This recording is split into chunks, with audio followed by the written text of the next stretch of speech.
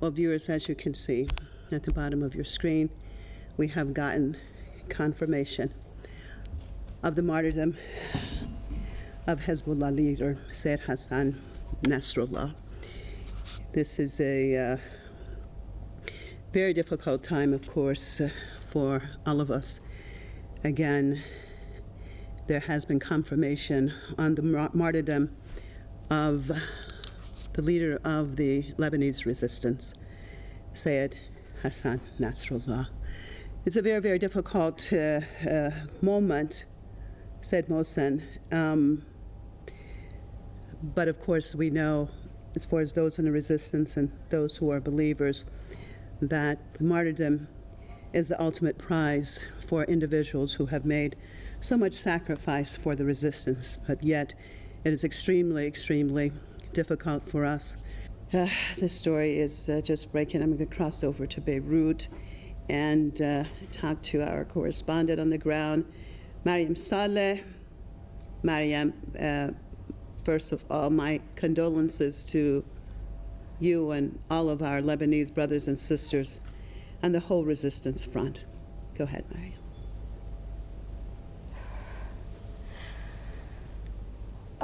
Marzieh, I don't know where to begin. I am supposed to be a journalist. I'm supposed to be objective. I'm not supposed to put my sentiments in my reports. But I am a human being. And today, I hereby declare the martyrdom of not a historic leader. He was the father of all of us. He was someone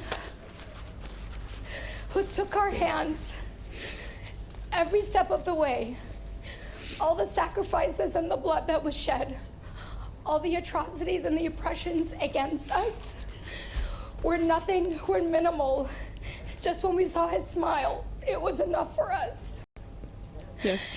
And today, I as a mother, and many other mothers, they can tell you that we wish that God would take our children and bring them back. But at the end of the day, we are faithful Muslims. And this is our path. It is the path of sacrifice. It is the path of giving. And it is the path of patience. I don't know how patient we can be, but he told us and he taught us. He taught us that we need to be strong even in the weakest times. I know, Mariam. I don't know if I can handle this. I don't know what I can say. I understand, Mariam, because it is difficult. I do not care. Go ahead, Mariam.